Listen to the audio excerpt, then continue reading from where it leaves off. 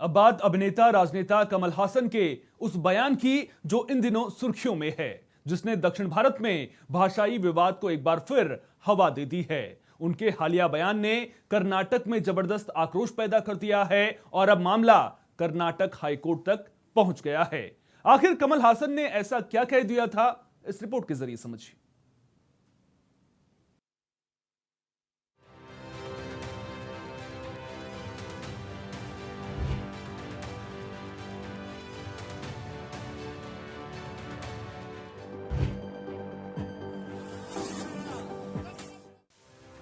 कमल हासन के बयान को लेकर विरोध प्रदर्शन थमने का नाम नहीं ले रहे हैं।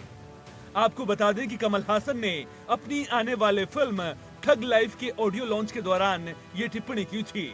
उन्होंने कन्नड़ अभिनेता शिवराज कुमार को संबोधित करते हुए कहा था, आपकी भाषा कन्नड़ तमिल से पैदा हुई है, इसलिए आप भी मेरे तमिल परिवार का हिस्सा हैं। इस बयान के बाद से कर्नाटक में कई कन्नड़ समर्थक संगठनों और राजनीतिक दलों ने कड़ी आपत्ति जताई है। उनका कहना है कि ये बयान ऐतिहासिक रूप से गलत और सांस्कृतिक रूप से असंवेदनशील है।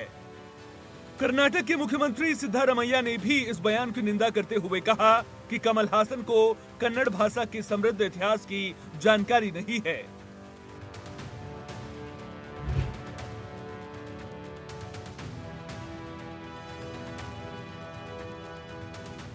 ये इस विवाद का सबसे महत्वपूर्ण पहलू है। कन्नड़ संगठनों ने कमल हासन से सार्वजनिक माफी की मांग की है और माफी न मांगने पर उनके फिल्म ठग लाइफ को कर्नाटक में रिलीज न करने की धमकी दी है। Karnataka film chamber of commerce ने भी अनौपचारिक रूप से फिल्म पर प्रतिबंध लगा दिया है। इसी अनौपचारिक प्रतिबंध के खिलाफ कमल हासन की production company Rajkamal films international ने कर्नाटक उच्च न्यायालय का रुख किया है। सुनवाई में कर्नाटक उच्च न्यायालय ने कमल हासन को कड़ी फटकार लगाई है। न्यायमूर्ति एम नागप्रसन्ना ने हासन को फटकार लगाते हुए सवाल किया कि क्या आप इतिहासकार हैं या भाषाविद हैं? आपने किस आधार पर यह बयान दिया?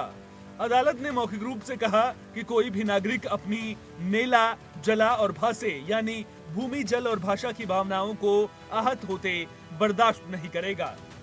अदालत ने यह भी सलाह दी है कि कमल हासन को इस मुद्दे को सुलझाने के लिए माफी मांगनी चाहिए थी।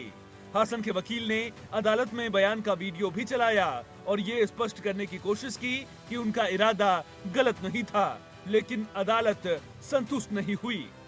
हालांकि अभी तक कमल हासन ने सीधे तौर पर माफी नहीं मांगी है।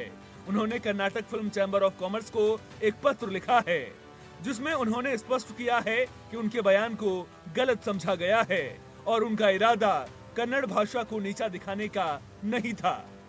उन्होंने कहा कि उनका बयान केवल भाषाओं के बीच एकता और संबंध स्थापित करने के लिए था। उन्होंने इस बात पर भी जोर दिया है कि उन्हें कन्नड़ भाषा और संस्कृति के लिए गहरा सम्मान है।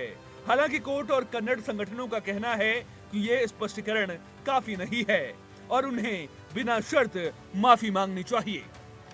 कमल हासन ने पहले कहा था कि अगर वो गलत हैं तो माफी मांगेंगे, लेकिन अगर नहीं तो नहीं मांगेंगे। इस विवाद ने भाषाई पहचान और क्षेत्रीय गौरव के बीच की जटिलताओं को फिर से उजागर कर दिया है। इस विवाद पर जानकारों का मानना है कि द्रविड़ भाषाएं, जिनमें तमिल और कन्नड़ दोनों शामिल हैं, एक ही प्रोटो द्रविड़ भाषा से विकसित हुई हैं। वे बहनें मानी जाती हैं, न कि एक से दूसरी के जन्म लेने का मामला। विशेषज्ञ इस बात पर जोर देते हैं कि भाषाओं का विकास एक जटिल प्रक्रिया है और एक भाषा को दूसरे से जन्म लेने का दावा करना अक्सर विवादों को जन्म देता है। आपको बता दें कि ठग लाइफ 5 जून 2025 को रिलीज होने वाली है।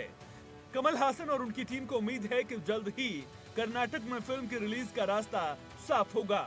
हालांकि ये देखना बाकी है कि कन्नड़ संगठन उनके स्पष्टीकरण को स्वीकार करते हैं या नहीं, और क्या फिल्म बिना किसी बाधा के रिलीज हो पाती है।